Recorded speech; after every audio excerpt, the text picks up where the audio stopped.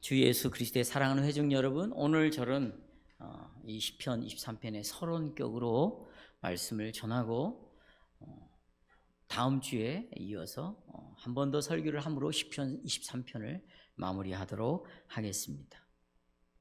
성경이 66권이 있는데 완벽한 찬양의 책, 찬송의 책이 있다면 그것은 시편일 것이다가 아니라 시편입니다. 시편은 완벽한 찬송가입니다. 찬송의 노래입니다. 많은 사람들이 시편을 읽으면서 감동을 받죠. 참 도전을 받습니다. 많은 위로도 받아요. 그 이유는 내가 지금 경험하고 당하고 있는 내 실제적인 영적인 생활과 너무나 일치하는 내용들이 시편에 나와 있기 때문입니다. 내 안에서 일어나는 내적인 생활, 내가 부딪히고 있는 내 영혼에 관련된 수많은 일들이 시편에 나와 있기 때문에 시편을 통해서 굉장히 은혜를 받고 도전을 받습니다. 그래서 마치 시편은 내적인 생활들을 기록해놨다. 다시 말하면 영적인 생활들을 기록해놨다. 우리의 영혼의 문제를 이 안에 기록해놨다. 이렇게 생각들을 합니다. 그러나 이런 생각은 전적으로 문제가 있습니다. 시편을 그렇게 이해하고 그렇게 은혜를 받는다면 그것은 굉장히 위험하게 성경을 대하고 있다. 이렇게 우리가 생각해 볼 수 있겠습니다. 이유는 간단합니다. 시편은 우리의 영적인 생활을 이야기한 게 아니에요. 우리의 영적인 여러 가지 어려운 문제를 토로한 게 아닙니다. 시편은 언약의 노래이기 때문입니다. 언약의 노래입니다. 주님께서 자기 백성들과 맺은 언약은, 이 언약이라는 것은 우리의 어떤 내적인 영적인 그런 생활만을 다루지 않습니다. 이 언약이라는 것은 우리의 신앙생활만을 다루는 노래가 아닙니다. 내 안에서 일어나는 문제들만 취급하는 게 언약이 아니에요. 언약은 내 삶 전체, 그러니까 내 삶뿐만 아니라 이 우주 전체를 언약은 다 다루고 있다.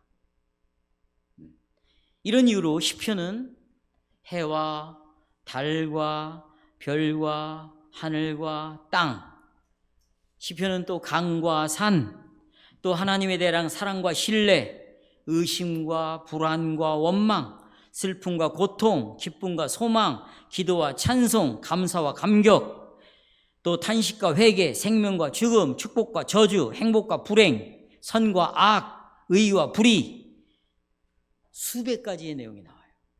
그러니까 일반 자연의 계시가 어떻게 언약의 하나님과 관계를 맺고 있고, 또 교회가 어떻게 언약의 하나님과 관계를 맺고 있는가, 또 교회를 이루고 있는 성도 하나하나가 어떻게 이 언약의 하나님과 서로 연관되어 있는가, 바로 언약을, 하나님을 노래한 책이다라는 것입니다. 그래서 시편은 우리의 삶을 다루기는 하지만 이 삶 자체가 목적이 아니겠죠. 우리의 삶을 통해서 언약의 하나님과 연관을 시키는 것이 목적이겠죠. 자연을 다루면서도 자연에 머무르는 것이 아니라 이걸 창조하신 언약의 하나님과 연관을 시키는 것이 목적이겠죠. 바로 여기에 시편의 아름다움이 있습니다. 그래서 시편의 모든 노래의 핵심은 하나님과 언약을 맺은 백성의 고백이다. 또 하나님을 향한 사랑의 고백이다. 이렇게 말할 수가 있겠습니다. 그렇습니다. 이 시편들은 하나님의 백성들의 신앙적인 삶 혹은 영적인 경험만을 다루고 있지 않다. 거기에 그러니까 우리가 초점을 맞춰서는 안 된다는 것입니다. 이 언약은요, 언약을 여러분 봐요. 언약을 빼버리면 내게서 일어나는 일들을 가지고 이 시편을 묵상할 때 내게서 일어나는 영적인 느낌과 경험에 초점을 맞추는 거지만, 언약을 빼버리면 내가 경험하고 있는 거기에 초점을 맞춰버리지만 언약을 가지고 내 경험을 바라볼 때 이 언약은 나로 하여금 하나님으로 돌아가게 만들어버리는 것입니다. 언약이 없으면 나 자신에게로 돌아오지만 언약적인 관점에서 시편을 이해하면 누구에게로? 하나님에게로 돌아간다. 하나님에게로 돌아간다. 그래서 우리가 부르는 찬송들이 있어요. 저는 이 찬송들이 잘못됐다, 부르지 말자, 저는 이렇게 말한 적이 한 번도 없습니다. 우리가 부르고 있는 이런 영적인 찬송들, 복음송들, 이런 것들을 올바르게 알고 부르자 이 말이죠. 이런 영적인 찬송들을 보면 거의 다 앞에 찬송 몇 장을 빼놓고는 다 영적인 경험이에요. 자기가 영적으로 경험하고 있는 것을 노래하는 거죠. 또 신앙적인 감정이에요. 인간의 내적인 이런 삶들을 다 노래하는 거죠. 제가 어제 저녁에도 소위 말하는 그 CCM 또 복음성가 가사들을 쭉 찾아봤어요. 대부분이 다 자기의 경험을 노래했더라고요. 또 자기가 신앙생활 하면서 느끼는 그 느낌을 다 노래했습니다. 수요일도 제가 잠깐 말씀드렸지만 나 주를 멀리 떠났다 이제 옵니다. 이런 것들은 다 자기 경험이에요. 그렇죠? 또 울어도 못하네, 이런 것들도 자기가 신앙생활 하면서 경험했던 것, 느끼는 것들을 다 기록한 것이죠. 그런데 여러분, 이런 노래들은 우리의 삶의 모든 분야에서 언약의 하나님을 찬송하지 않는다는 것입니다. 다시 한번, 이런 노래들은 언약의 하나님을 찬송하지 않는다는 것입니다. 그러나 시편은 언약의 하나님을 찬양합니다. 언약의 하나님을 찬양합니다. 언약의 하나님을 선포합니다. 그래서 일반 찬송은 하나님의 영감으로 기록된 성경으로 받지 않습니다. 시편만은 왜 하나님의 영감으로 기록된 말씀으로 받아들이는가? 이 시편은 내 개인적으로 또 감정 속에서 내가 삶을 살아가면서 수많은 일을 경험하고 부딪히고 만나지만, 그러나 이런 것도 통하여 결국은 이 시인들은 뭘 목적으로 삼느냐? 언약의 하나님을 노래하는 것으로, 언약의 하나님을 찬송하는 것으로 목적을 삼습니다. 이것은 바로 이것이 성경이냐 아니냐를 결정하는 조건 중에 하나가 되는 것입니다. 오늘 우리가 전체 시편에서 가장 알려진 정말 유명한 시 중에 하나인 시편 23편을 우리가 살펴볼 때도 지금 제가 이 서론에서 말씀하신 언약의 하나님의 관점에서 시편을 이해해야 한다는 생각을 꼭 가지고 오늘 이 말씀을 좀 살펴봤으면 좋겠습니다. 저는 오늘 주제는 간단합니다. 다윗이 목자에 대해서 노래를 한다. 세 가지를 말씀드리겠습니다. 목자에 대해서 노래를 하는데, 그럼 목자의 이름이 뭐냐는 것입니다. 두 번째는 목자가 하신 일이 뭐냐는 것입니다. 셋째, 이 목자는 얼마나 신실하느냐의 문제입니다. 자, 첫째, 목자의 이름이 뭡니까? 자, 1절 다 외우시죠? 유명한 시이기 때문에 우리가 다 외웁니다. 시작. 여호와는 나의 목자시니 그랬습니다. 목자 이름이 뭐예요? 여호와이십니다. 여호와. 저는 바로 여호와라는 하나님의 이름을 강조할 것입니다. 여러분, 이 여호와라는 이름은요, 일반적인 이름이 아니에요. 이 여호와라는 이름은 누구에게도 사용할 수가 없는 이름입니다. 여호와라는 이름은 오직 여호와만 여호와라는 이름을 사용할 수가 있습니다. 특별한 이름이기 때문입니다. 유일한 이름입니다. 전무후무한 이름입니다. 그러나 여러분들이 여호와라는 이름을 생각할 때 여러분들은 곧바로 이 이름은 언약의 이름이구나 라는 것을 떠올릴 것입니다. 그래서 시편을 언약적 관점에서 이해해야 된다고 말씀을 드리는 것입니다. 자, 다시 한번, 여호와라는 이름은 무슨 이름이다? 언약적인 이름이다. 언약적인 이름이다. 그 여호와라는 이름은 하늘과 땅을 창조하신 전능하신 창조주 하나님의 이름이지만, 특별히 하나님의 백성과 언약을 맺으신 분이십니다. 하나님은 창조하시고 어떤 철학자들이 말하는 것처럼 시계를 만들고 시계 태엽을 감아놓은 다음에 손을 떼고 기공자 시계를 만든 사람이 이제 손을 떼고 시계가 알아서 돌아가도록 그런 방식으로 세상을 창조한 것이 아니고, 창조하신 하나님께서는 그 창조의 세계에 들어와서 하나님의 형상대로 지은 백성과 그를 만드시고 그를 선택하시고 그를 불러서 관계를 맺었습니다. 뭐라고요? 나는 네 하나님이고 너는 뭐다? 내 백성이다. 이렇게 관계를 맺으신 분이시다. 이것이 바로 여호와의 이름의 뜻이라는 말씀입니다.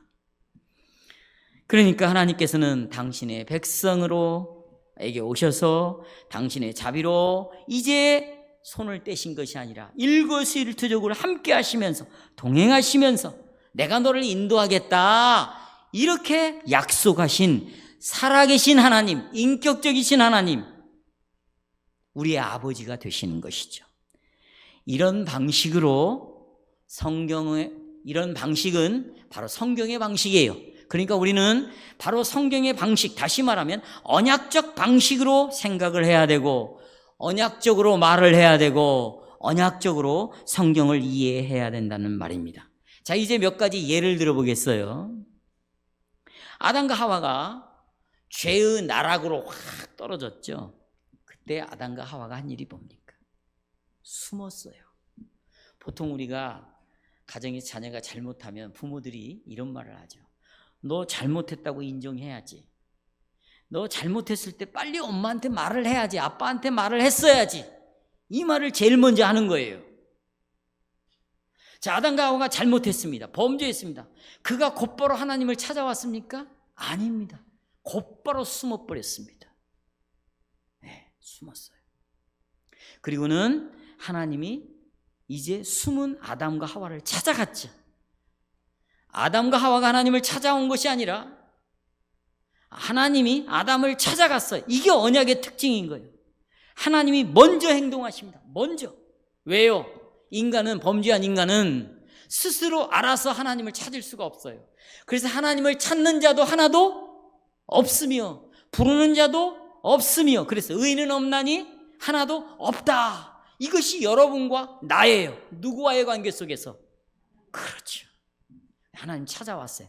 그리고 아담에게 네가 어디에 있느냐라고 질문을 했어요. 이 말은 아담의 죄를 들춰내는 것이에요.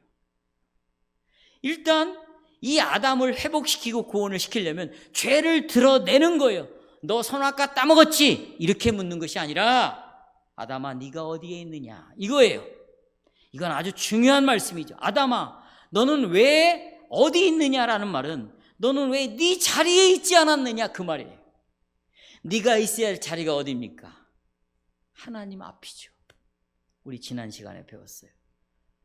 저는 시편 16편을 통해서 몇 주 동안 또 연구주간에도 제 영혼과 제 마음과 저를 사로잡았던 말씀이에요. 우리가 영원토록 즐거워할 수 있는 방법이 뭔가? 우리가 정말 행복할 수 있는 이유가 어디에 있는가? 그것은 여호와를 내 앞에 모시고 여호와를 유일한 복으로 삼는 거예요. 그렇게 아담을 창조한 줄 믿습니다. 그런데 거기서 이탈한 거예요. 네. 궤도를 이탈했어요. 어디에 있느냐? 그게 바로 죄라는 거예요. 하나님 앞에 있어야 되는데 하나님 앞에 있지 않고 피조물 앞에 있었어요. 그리고 숨어버렸어요. 다시 불러냅니다. 어디에 있느냐? 그리고는 창세기 3장 15절을 통해서 너를 구원할 예수 그리스도 메시아, 그가 네 죄를 용서할 것이고 너를 다시 내 자녀로 만들어줄 것이다. 그리고 앞으로 오실 예수 그리스도를 믿음으로 아담과 하와가 하나님의 자녀로 회복이 되어지죠. 보십시오.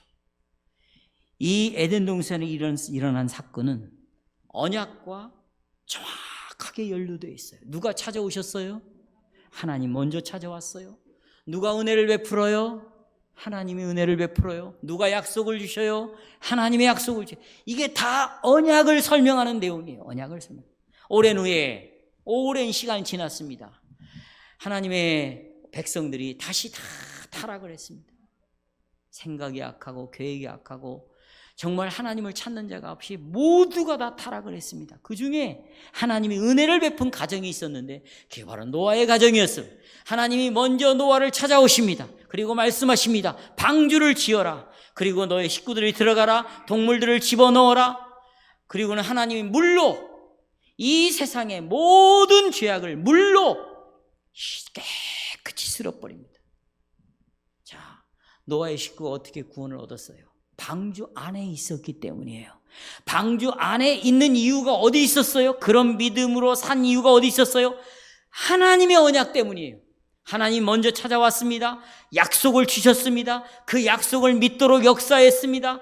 그 여러 가지 어려움, 고난, 비웃음, 비아냥, 조롱이 있어서도 흔들리지 않고 끝까지 하나님을 바라보게 하는 은혜가 하나님 안에 은혜가 있었기 때문에, 하나님이 은혜를 주셨기 때문에 노아의 식구가 구원을 얻을 수 있었어요. 이것도 언약과 관련되어 있습니다.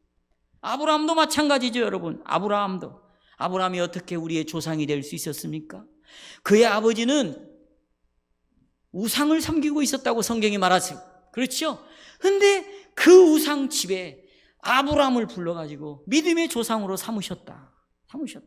자, 하나님이 여러분 이스라엘을 선택했습니까? 아니면 이스라엘이 하나님을 선택했습니까? 하나님이 이스라엘을 선택했습니다. 그들이 잘나서였습니까? 아닙니다. 그분은 먼지만도 못하다고 그랬어요. 수요가 적다고 그랬어요. 보잘것이 없다고 그랬어요. 너희들이 나에게 자랑할 만하고 너희들이 영광을 받을 만한 조건은 아무것도 없다. 내가 너희를 긍휼히 여겨서 선택을 했다. 이게 언약이에요. 그래야 누구에게 영광을 돌릴 수 있고요, 하나님께 영광을 돌릴 수 있고, 그래야 우리는 버림당하지 않을 수가 있는 것이에요. 누가 선택해야? 하나님. 그래야 우리는 영원토록 안전할 수 있는 것이죠. 그렇습니다, 성도 여러분.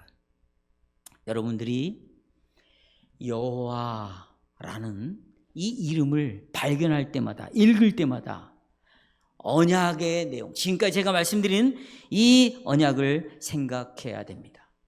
혹시 우리 가운데 영어 성경을 가지고 있는 분들이 있습니까? 보시면 우리나라 성경에는 여호와라고 적혀져 있어요. 그러나 영어 성경에 보면 여호와를 다 뭘로 기록해놨냐면 The Lord로, 대문자 Lord로 기록을 해놨습니다. 다 Lord. Lord라는 말은 주, 큐리오스, 주님, 주, 이런 말이죠. 그렇죠? 우리 주 할 때 주가 Lord입니다. 그게 바로 여호와라는 말인데요. 여러분 영어 성경에 보면 그 Lord라는 단어에다 각주를 붙여놨고요, 그 각주를 따라 밑으로 오면 이렇게 나와요. 출애굽기 3장 14절을 보십시오. 이렇게 나옵니다. Lord라는 단어는 출애굽기 3장 14절에 설명이 되어 있다는 거예요. 자, 출애굽기 3장 14절 제가 지금 설명을 드립니다. 이스라엘 백성들이 모세를 향하여, 자기 지도자인 모세를 향하여 하나님의 이름이 뭐냐? 이렇게 물으면, 하나님의 이름이 뭐냐? 물으면 하나님의 이름을 뭐라고 대답할까요? 그랬더니 14절에서 이렇게 말합니다. 나는 있는 자라. 이렇게. 나는 나이다. 나는 스스로 있다. 나는 이다. 있음. 나는 한마디로 들어보세요. 존재한다. 이 말이에요. 그러니까 여호와라는 말은 to be 라는 이 단어에서, 동사라는 이 단어에서 존재라는, 존재하다, 있다라는 이 단어에서 뭐가 나왔냐면 여호와라는 말이 나왔어요. 그러니까 여기 지금 절대 이제 물어보면 잊어버리면 안 돼요. 여호와라는 말이 무슨 말이냐? 있다, 이다라는 단어에서 나왔다. 보십시오. 여호와는 있는 분입니다. 여러분도 있습니다. 여기 보세요. 컵도 있습니다. 하늘도 있습니다. 땅도 있습니다. 별도 있습니다. 해와 달, 모든 것이 있습니다. 존재라는 것은 굉장히 중요한 거예요. 그래서 하이데크라는 철학자는 일생 동안 이 존재론을 가지고 목숨을 거쳐서 연구해 놓은 철학입니다. 존재. 그러나 여러분, 그 하이데크의 철학은 성경 한 구절로 끝내는 것이에요. 여호와라는 말로 끝내버리는 것입니다. 보십시오. 여호와라는 말은 있다라는 말이에요. 근데 여러분도 있고 나도 있고 이 세상도 존재합니다. 그런데 여호와의 존재와 우리의 존재의 차이가 있어요. 차이는 뭐냐? 시간의 문제입니다. 여호와는 언제부터? 영원전부터 언제까지? 여러분의 존재는 시작이 있고 뭐가 있습니까? 종말이 있는 것입니다. 따라서 우리는 여호와가 될 수가 없어요. 또 여호와라는 이름에는 있는데 항상 계셔요. 항상. 아브라함 때도 계셨어요. 아브라함과 같이. 이삭과도 같이 계셨어요. 야곱과도 함께 했어요. 그래서 15절에 보면 15절을 읽어드리겠습니다. 이는 나의 영원한 이름이요 대대로 기억할 나의 칭언이라. 그러면서 여호와는 아브라함의 하나님이요 아브라함과 함께 존재했던 하나님이요 이삭의 하나님이요 야곱의 하나님이라. 나를 너희에게 보내신 이는 너희 조상 하나님이라 그랬어요. 항상 있는 분, 그러나 변하지 않는 분. 그래서 그분이 하신 말씀은 영원토록 변하지 않는다. 변하지 않는다. 우리가 오늘 설교를 기억 못해도 여호와라는 이 이름 항상 계신다. 내가 화장실에 들어가도, 안방에 들어가도, 내가 회사를 갈 때도, 내가 사람을 만날 때도 그분은 여호와예요. 여호와. 항상 나와 함께 있어요. 나와 있어요. 그런데 있는데 그냥 있는 것이 아니라 말씀으로 있는 거예요. 뭘로요? 말씀으로. 어떻게? 여호와가 말씀하심에 빛이 있으라. 빛이 존재했어요. 말씀으로 존재하셔요. 말씀하시고. 아브라함과 말씀으로 존재했어요. 이삭과 말씀으로 함께 했어요. 야곱과 말씀으로 함께 했어요. 지금 하나님은 우리와 함께 하시는 줄 믿습니다. 그런데 뭘로 함께 하십니까? 말씀으로 함께 하시는 거예요. 말씀으로. 이렇게 하나님이 모세에게 가르쳐 줬어요. 그러니까 언제 어디서든지 성경을 펼 때든지 여호와라는 말, 영어로는 더 로드라는 이름을 사용하는 것에 여러분은 뭘 생각해야 되냐? 언약을 생각해야 된다. 뭘 생각해야 돼요? 하나님이 아브라함과 그 후손에게 주신 말씀, 약속, 이삭에게 주는 언약, 야곱에게 주는 언약, 여호와라는 이름을 생각할 때 바로 이런 언약을 생각해야 된다. 그런데 이 여호와라는 언약의 이름 안에는 두 가지가 들어있어요. 하나는 자비로우심이 들어있어요. 그렇죠? 그런데 그 안에는 무서운 하나님의 심판이 그 이름 안에는 들어있습니다. 한마디로 공의가 들어있고요, 사랑이 이 언약의 이름에는 들어있죠. 그렇죠? 여러분, 창세기 15장 아세요? 15장? 어느 날 하나님이 갑자기 탁 나타나더니 두려워 말라, 아브라함에게. 그리고 뭐라고 말합니까? 나는 너의 방패다, 너의 상급이다 그랬어요. 아브라함이 하는 말이, 하나님 방패 상급, 나는 그것도 중요하지만 내 지금 자식을 주신다고 그랬는데 아들이 없어요. 그리고는 곧바로 하나님께 아브라함이 이렇게 말합니다. 하나님, 내 종 엘리에셀 있지 않습니까? 이제 내 종이 쓸만합니다. 그러니 이 종을 내 상속자로 삼고 이제 하나님의 뜻과 역사를 이 엘리에셀을 하여금 이어가게 하십시오. 이렇게 말했어요. 하나님이 이렇게 말합니다. 그는 상속자가 될 수 없다. 네 몸에서 나는 네 씨가, 앞으로 그 씨가 아브라함을 통해서 누가 옵니까? 그 씨가 예수님이죠. 네 몸에서 날 자가 상속자다. 이게 믿어지지가 않는 거예요. 뭐 사인이라도 좀 있어야 될 거 아니에요? 그러니까 하나님이 어떻게 아브라함을 데리고, 그래서 언약이라는 말이에요. 언약의 출발은 사람이 아니라 누구라고요? 그래서 언약은 일방적이에요. 주도권이 누구에게 있어요? 하나님에게 있는 거예요. 아멘. 하나님이 아브라함을 딱 끌고 밖으로 나가니까 하늘의 별이 어마어마해요. 이 별들처럼 내가 너에게 이렇게 후손들을 내가 너에게 줄 것이다. 그럴 때 아브라함이 그것을 믿어요. 그러니 하나님이 그를 의롭다고 여긴 거죠. 그러니까 그 씨라는 것은 메시아 그리스도를 가리키는데 이미 앞으로 오실 그리스도를 믿은 거예요. 아브라함. 우리가 그래서 예수 그리스도를 뭐함으로 의롭다함을 받아요? 믿음으로 의롭다함을. 믿음이 우리를 의롭게 하는 건 아니에요. 예수님이 우리를 의롭게 하는 것이죠. 그러나 그 예수를 믿는 믿음이라는 도구를 사용해서 의롭게 되는 것이죠. 그래서 우리의 믿음이라는 건 조건이 될 수 없어요.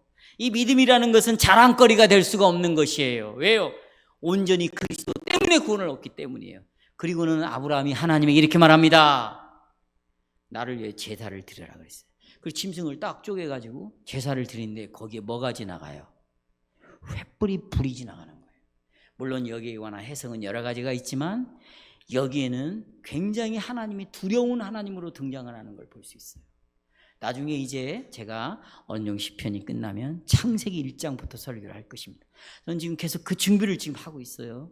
근데 이 횃불이 지나간다. 이것은 불이 지나간다. 불은 사르는 거고 불은 심판을 상징하기 때문에 굉장히 두렵고 엄한 그런 하나님의 모습을 보여주죠. 또 여러분이 호렙산에서 시내산에서 이스라엘 백성들이 십계명 계명을 받을 때 그냥 받은 게 아니에요. 천둥과 번개와 불벼락과 불과 함께 이 십계명이 임하는 것입니다. 기억하시죠? 이건 뭘 의미합니까? 뭘 의미하는 거예요? 하나님의 강력한, 그래서 이 십계명을 통해서 너희가 순종을 하면 내가 복을 주지만 그렇지 않으면 내가 너희들을 심판하겠다라고 말씀하시죠. 그러나 여러분과 제가 이 하나님의 계명을 지금 우리의 손에 들고 있지만 이 계명을 통하여 언약적인 복과 언약의 저주를 말씀하셨지만 우리 모두는 의인은 없나니 하나도 없다. 야고보서의 말을 빌리면 율법을 하나라도 지키지 않으면 모두가 율법을 지킨 자가 된다. 따라서 율법을 지킬 수 없고 지킨 자가 없어요. 그래서 우리는 하나님으로부터 그 여호와의 이름 속에 담겨져 있는 언약의 저주를 받을 수밖에 없는 자들이에요. 우리가 저주를 받는 것을 그러나 하나님은 원하지 않으셨어요. 그래서 하나님이 우리를 사랑하사 이 땅에 누구를 보내시고 예수 그리스도를 아들을 보내시죠. 그리고 예수님이 십자가에서 뭐라고 말합니까? 다 이루었다. 이 말은 뭐예요? 이 말은 언약적인 고백이에요. 이게 언약의 대상 상대자로서 우리를 대신해서 언약의 대상자로서 언약을 맺고 있는 자로서 우리를 대신해서 예수님이 모든 언약을 성취하셨다. 다시 말하면 하나님의 저주를 다 받으셨다. 그리고 하나님으로부터 뭘 얻어냈어요? 언약의 저주가 아니라 언약의 뭘 얻어냈어요? 복을 얻어냈어요. 할렐루야. 의의를 얻어냈습니다. 영생을 얻어냈습니다. 상속을 얻어냈습니다. 그렇죠. 성령님이 우리 안에 거하실 수 있도록 우리를 깨끗해 주셨습니다. 지금도 우리를 성전으로 삼도록 해주셨어요. 이 모든 것들은 전부 다 언약의 저주가 아니라 뭐예요? 복입니다. 이 언약의 복은 뭐 때문에 왔을까요? 하나님과의 화해 때문에 온 거예요. 따라서 샬롬, 화해, 평강으로 하나님께서 우리에게 주신 복입니다. 화해의 복이에요. 내가 여호와라는 이름을 읽을 때마다 우리는 이것을 기억해야 돼요. 왜냐하면 만약에 하나님이 언약을 우리에게 알려주시지 않았더라면, 다시 말하면 말씀으로 우리와 언약을 맺지 않았더라면 우리는 하나님께 나갈 수 없고 또 말할 수도 없어요. 지금 보십시오, 여러분. 성경을 보면 하나님의 종들이 하나님께 말할 때 아브라함이 하나님께 말해요. 야곱이 하나님께 말해요. 모세가 하나님께 말해요. 수많은 다윗이 하나님께 말해요. 뭘 갖고 말하느냐? 먼저 하나님이 말씀하신 언약의 말씀을 가지고 하나님께 말을 하는 건데, 만약에 언약의 약속의 말씀이 주어지지 않았다, 나갈 수도 없고 말할 수도 없어요. 의사소통이 가능하지 못합니다. 그리고 우리에게 주어지는 것은 하나님의 심판밖에 없을 것이고 우리는 그것 앞에 두려울 수밖에 없는 것이 언약이 없는 상태에 비참함입니다. 그런데 하나님은 약속하신 대로 아들을 보내셔서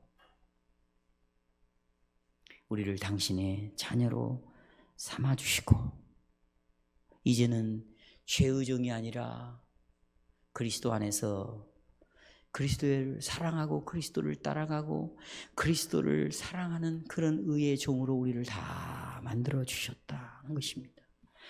성도 여러분, 그렇습니다. 언약에는 두 가지가 있는데 한편으로는 하나님의 약속, 그걸 다른 말로는 복음이라고 말합니다. 은혜라고 말합니다. 그걸 풀어 말하면 죄 용서와 영원한 생명이 있고, 다른 한편으로는 우리의 책임이 있는데 그것을 받아들여야 되는 것은 우리가 받아들여야 돼.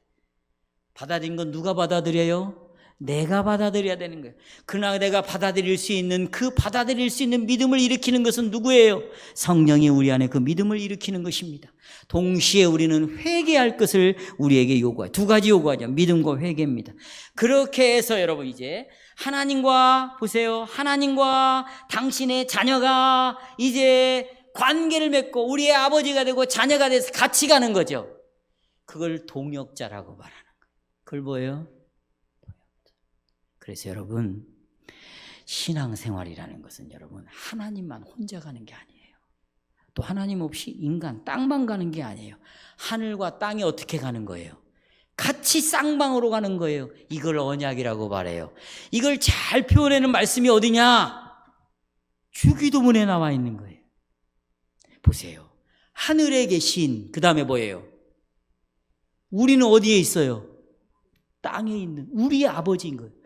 하늘에 계신 하나님과 땅에 있는 우리가 엮어지는 거예요. 뭘로? 언약으로, 예수 그리스도로 관계가 형성이 되어져서 같이 가는 거예요. 하나님 혼자 가고 나는 가지 않는다든지, 여러분 보세요. 어떤 사람처럼 자기는 막 앞에 가고 있고 하나님은 가지 않는다든지, 이것은 언약 관계가 아닌 것이에요. 관계를 맺지 못한 거죠. 같이 가는 거예요. 같이. 그래서 부르심에 합당하게 살아라 라고 말하는 것은, 이제 나는 네 하나님이 되고 내 아버지가 되었으니 너는 내 백성이 아니냐, 언제까지 영원토록 내 자녀가 아니냐, 언제까지 영원토록, 그러니 이제는 자녀답게 따라와라, 그 말이죠. 그래서 10가지 계명을 주시는 거 아니에요.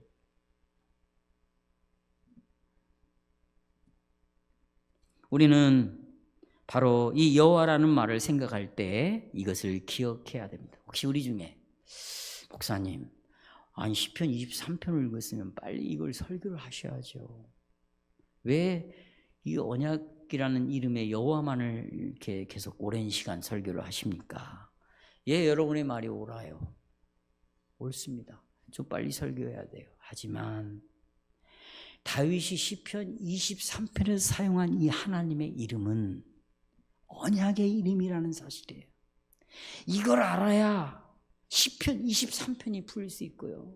모든 성경에서 답을 얻을 수가 있고, 성경을 읽고 연구할 때도 거기에서 이게 무슨 의미인가가 이해가 되어지기 시작하는 것이에요. 그래서 다윗은 먼저 시편 23편을 펼쳐가기 전에 시편 23편에서 언약의 이름인 여호와라는 이름을 먼저 등장을 시키고, 이분이 나의 목자다라고 우리에게 말씀을 해주고 있다. 저는 이제 여호와의 이름을 살펴봤으니 두 번째로, 이 여호와가 우리의 목자로 사시는 일이 뭐냐, 이겁니다. 간단합니다, 여러분. 목자는요, 자기 양을 억압해가지고 억지로 독재적으로 끌고 가는 목자가 절대 아니다. 제가 왜 이 말씀을 드리는가? 성경에 보면 부모를 향하여 유일하게 하는 말씀이 하나 있어요. 너희 자녀를 노엽게 하지 말라는 거예요. 분노를 일으키게 하지 말라는 거예요. 분노가 쌓이게 하지 말라는 거예요. 이게 지금 무슨 말이냐면, 모든 부모들은 자녀를 뭐하게 한다? 노엽게 한다는 거예요. 자기 마음에 드는 자식이 어디 있겠어요? 그러니까 어떻게? 억압을 끌고 가는 거예요. 다구치는 거지. 일방적으로 막 우겨따짐으로 해가는 거예요. 그러니까 자식들이 그럴 때마다 뭐가 쌓이는 거예요? 노여움이 쌓이는 거예요. 분노가 쌓이는 거죠. 그때 우리는 또 꼭 붙이는 말이 있습니다. 너 잘 되라고 하는 말. 빼놓지 않는 거예요. 그러나 자식들 안에는 분노가 쌓여 있어요. 우리의 목자는 그런 분이 결코 아니다라는 것입니다. 아니다. 그렇다고 해줄래? 너 하겠니? 너 어떻게 생각하니? 이런 분도 아니에요. 여러분, 개혁교회는요, 비지시적인 것을 성경적으로 인정하지 않습니다. 너 해줄래? 너는 어떻게 생각해? 지시하지 않고 비지시적이에요. 우회적으로 묻는 거. 너 그럴 마음이 있으면 그러면 해봐. 뭐 이런 거 있잖아요. 충분히 설명이 됐습니까? 비지시적, 성경적이 아니다는 거예요. 하나님은 지시하는 거예요.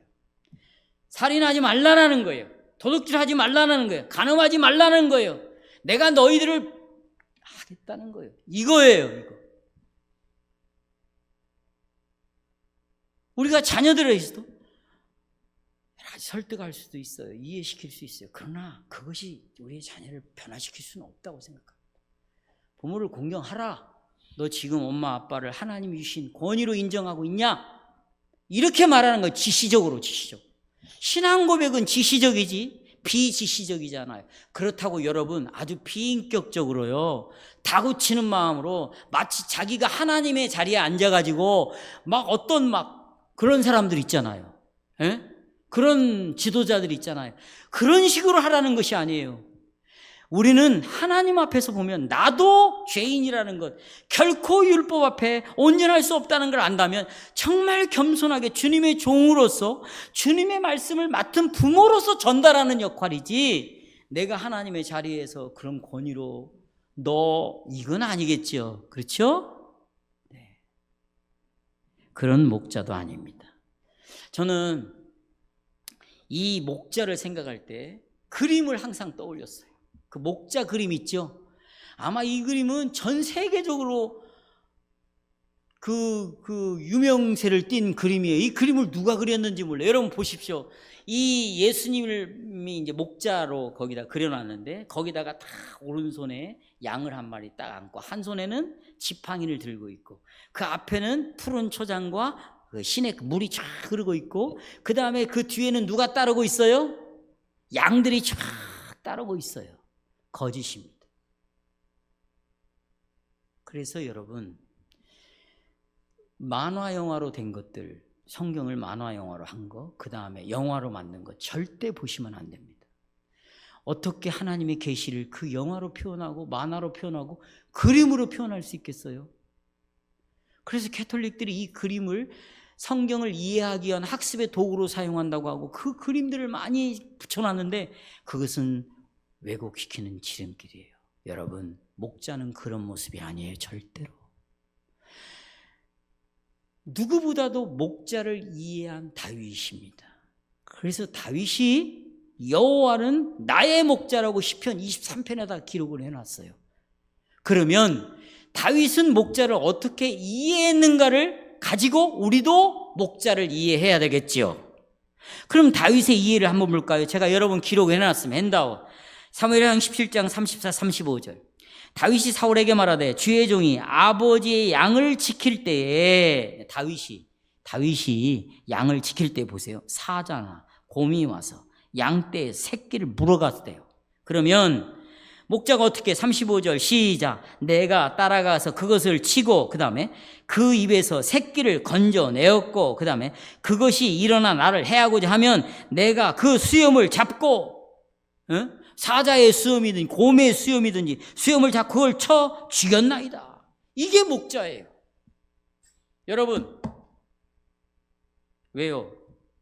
잘못 나왔어요? 뭘로 나왔어요? 창세기가 나왔어요? 조금만 기다리세요. 자, 보세요. 난 이걸 여러분에게 집어넣은 줄 알았어요. 보십시오. 여러분, 목자가 보세요. 여러분, 막대기 가지고 사자가 곰이 오면 여러분 그 입으로 들어가는 그 양을 위하여 손을 집어넣고 빼내겠습니까? 목숨을 걸고 싸우겠어요? 이게 목자라는 거예요. 자, 이번에는요, 창세기 31장으로 봅시다. 야곱이 장인에게 하는 말이에요. 목자가 이런 것이라는 거예요. 내가 이 20년을 외삼촌과 함께 하였거니와 외삼촌의 암양들이나 암용소들이 낙태하지 아니하였다. 얼마나 지성으로 보살폈으면.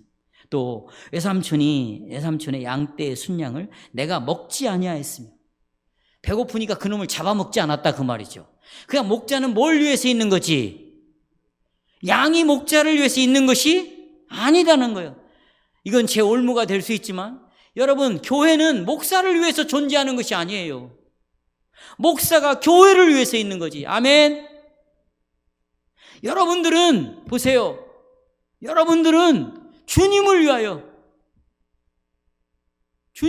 존재하는 것이고, 목사는 양을 위하여 존재하는 것이고, 여기 야곱은 그 외삼촌을 위하여서 보세요. 잡아먹지도 않았다. 39절, 물려 찢긴 것은 보세요. 내가 외삼촌으로 가져가지 아니하고 낮에 도둑을 맞았든지 밤에 도둑을 맞았든지 외삼촌이 그것을 내 손에서 찾았다는 것이죠. 내가 스스로 그것을 보충해 줬다는 거예요. 내가 이와 같이 낮에는 더위와 밤에는 추위를 무릅쓰고 눈 붙일 겨를도 없이 지냈다.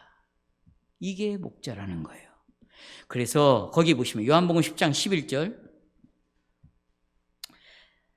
예수께서 친히 선한 목자에 대해서 이렇게 말합니다. 같이요. 시작. 선한 목자는 자기 양떼를 위하여 자기 목숨을 버리느니라. 다윗도 목숨을 버렸어. 목숨을 걸고 양을 지켰어요. 야곱도 외삼촌의 양을 목숨을 걸고 지켰습니다. 예수님이 말합니다. 선한 목자는 자기 양떼가 유태로울 때 어떻게 자기 생명을 내어놓을 수 있어요. 그래서 예수님 보세요. 우리를 위하여, 양떼를 위하여 잠만 못 잔 것이 아니에요. 배고픔만 경험한 것이 아니에요. 고된 육체적인 노동만 한 것이 아니에요. 그렇죠? 우리의 목자는 우리를 위하여 뭘 버렸다? 뭘 버렸다? 청년들, 여러분이 믿는 예수는 여러분을 위하여 생명을 버린 분이에요. 생명을. 기독교가 아닌 다른 종교를 보십시오. 보세요. 그들은 목자가 있어요. 그들도 목자가 있어요. 뭐 아무개 목자 많아요. 그런데 그 목자들은 양들을 위하여 한번 이렇게 해봐라. 이렇게 살아야 되느니라. 이렇게 깨달아야 되느니라. 그런데 우리가 그렇게 사라지지를 않는 걸 어떻게 합니까? 깨닫고 싶어도 깨달음이 없는 걸 어떻게 해요? 그때는 어떻게 해요? 책임은 네가 져라는 거예요. 책임은 누가 져라? 네가 져라는 거예요. 네가 져라.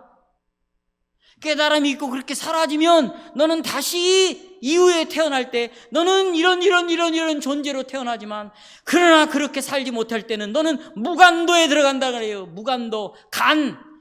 간자가 사이가 아니에요. 무가 없다는 거예요. 사이가 없다는 거예요. 사이가 무슨 사이?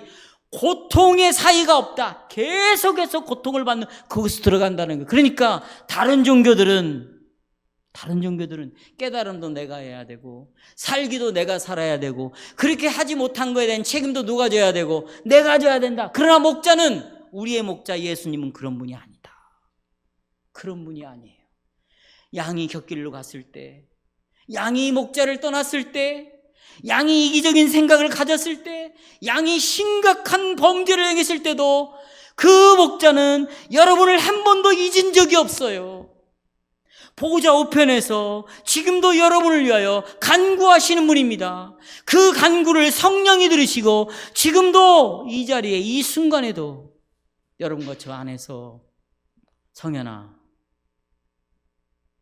역사하고 있다.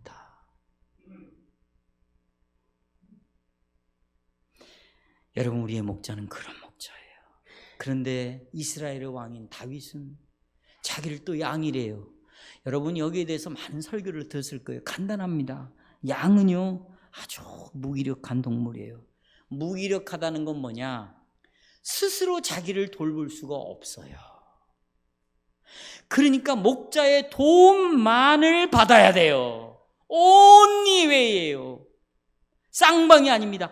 오직 목자의 도움만을 기다려야 돼요. 도움만을 바라봐야 돼요. 보호를 받아야 돼요. 돌봄을 받아야 돼요. 그러니까 양은 계속해서 누구를 바라보는 거예요? 여호와를 바랄지어다. 할렐루야. 여호와를 바라보는 것이에요. 그렇게 바라보니까 여러분, 다윗이 1절에서 이렇게 말합니다. 나는 부족함이 있다 없다. 없다. 없다. 없다. 성도 여러분, 제가 첫 번째 대지에서 여호와라는 이름을 강조했습니다. 그 이름은 여호와, 언약의 이름이라고 말씀을 드렸어요. 성도 여러분, 우리가 언약을 기억하고 언약을 붙잡고 신앙생활을 할 때 어떤 일이 벌어지고, 언약을 잃어버리고 언약을 점점 희미하게 생각하고 언약을 놓아버리면 어떤 일이 일어날까요? 언약을 기억하지 않고 신앙생활하면 보세요, 다 자기만 남습니다. 뭐만 남아요? 나만 남는 거예요. 나만.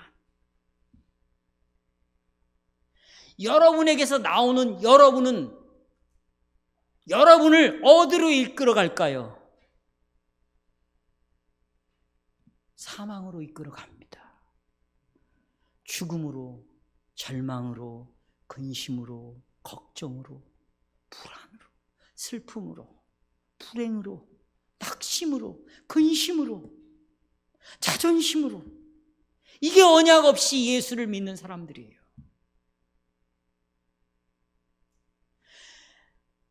저는 너무 이것이 지긋지긋해요. 지금도 저는 피 터지게 이걸 갖고 싸우고 있어요. 어느새 보면 내 경험으로 오는 거예요. 목회 경험. 내가 그동안에 사람을 상대해 오면서 여러분, 제가 얼마나 무당이 되었겠어요. 얼마나 많은 사람들과 대화를 나누고, 얼마나 많은 사람들의 이야기를 들으면서, 얼마나 많은 사람들에 대하여 평가를 할 수 있는 힘을 키웠겠어요. 죄송해요, 이런 목사가 되었어요. 무당이죠, 무당. 얼굴 탁 보고 아는 거예요. 그럼 목회가 어떻게 될 것이다, 이 사람은 어떻게 될 것이다. 여러분, 그러면 보십시오. 제 안에서 일어나는 것이 뭘까요? 분노가 일어나는 거예요. 보복이 일어나는 거예요. 말씀으로 치는 거예요. 결국 목회는 어디로 갈까요? 싹군으로 가는 거예요. 멸망으로 가는 거예요. 여러분은 그렇지 않습니까? 그런데 보십시오, 이제 저는 변화되었어요. 언약을 알게 되었어요. 하나님이 나를 찾아왔어요. 부르셨어요. 이 사역을 맡기셨어요. 그리고 이 수많은, 하나님이 얼마나 능력의 하나님인가, 하나님이 시작하시면 끝까지 완성하신다는 분, 그리고 이분은 순간순간마다 간섭하시고 성령을 통하여 이 복음으로 수많은 신앙 고백서들로 문답으로 우리를 인도하신다는 것, 그리고 그분은 결코 변하지 않는다는 것, 신실하다는 것, 결코 나와 함께 하신다는 것이. 이제 언약을 붙잡으니 자유가 생겼네요. 이제는 화낼 일도 없어요. 화내고 싶지 않아요. 근심하는 대신에 이 하나님이 그렇게 하신다는 신실하심을 바라볼 때 어느새 내 입에서 찬송이 나오고 감사가 나오고, 그러면 그런 모습을 보면서 주위에 있는 사람도 평안함을 느끼고, 그러니 괜히 여러분들 오고 시비 걸 일도 없고, 얼마나 목회가 기쁘고 감사한지 몰라요. 그러나 이 언약을 붙잡고 가도요, 여기는 고통이고 고난이 있는 것이에요. 왜냐하면 보세요, 목자가 물이 있는 곳에 있고 푸른 초장이 있다가 그걸 다 먹었습니다. 그럼 다른 곳으로 이동을 해야 되죠. 산 위로 올라갈 수 있고 돌짝밭으로 갈 수 있어요. 그 목자를 따라간다는 것은 여러분 쉬운 일이 아니잖아요. 여호와가 나의 언약의 하나님, 나의 목자, 나의 모든 걸 책임지고 인도하신 분이라고 해서 내게서 일어나는 모든 어려움을 편안하게 만들고 불행을 행복으로 만들어주고 실패를 성공으로 만들어주는 그런 것을 약속한 건 아니잖아요. 아멘. 그러나 그걸 약속한 건 아니에요. 그러니까 이분을 따라간다는 것은 결코 쉬운 일이 아닌 거예요. 그러나 보세요, 내가 어떤 처지에 있든지, 내가 지금 어떤 상황에 있든지, 내 감정 속에서, 내 느낌 속에서 내가 경험한 경험이 내 안에서 5만 가지를 일으켜서 나에게 뭐라고 말하는지,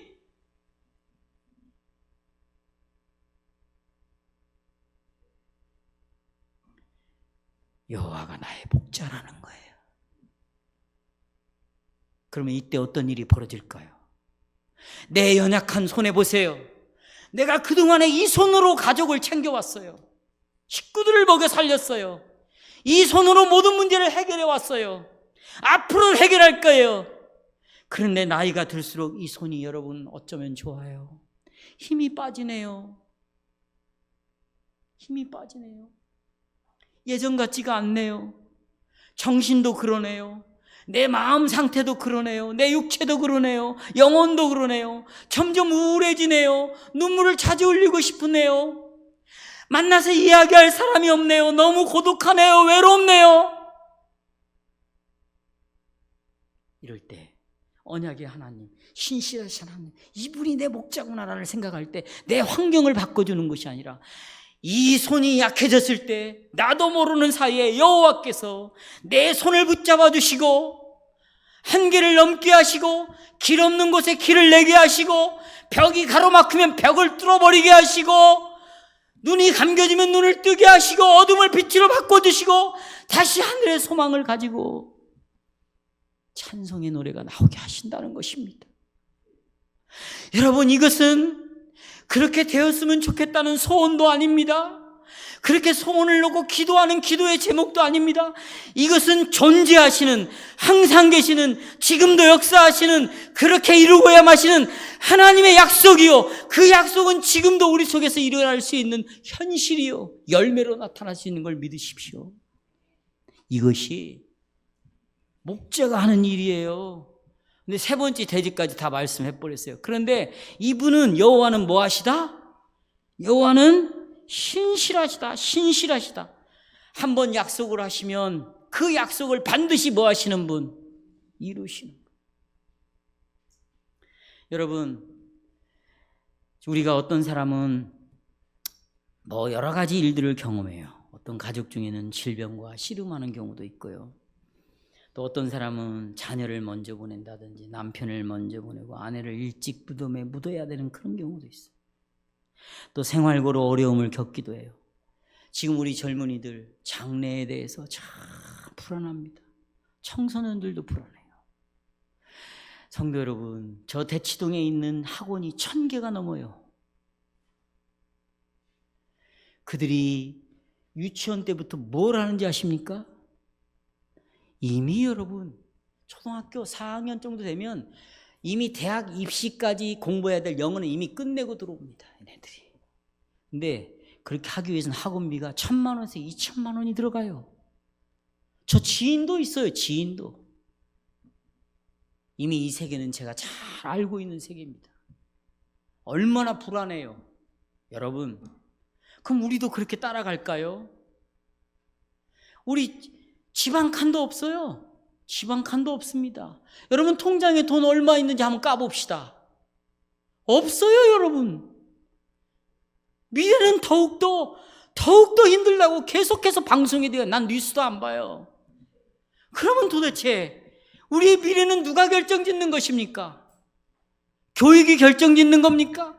통장이 결정짓는 겁니까? 아니면 뭐가 결정짓는 겁니까? 그들의 생각이 옳습니까? 그래서 다윗이 말합니다. 시편 1편에서 그런 걸 하지 말라는 게 아니에요. 누구를 목자로 삼냐의 문제입니다.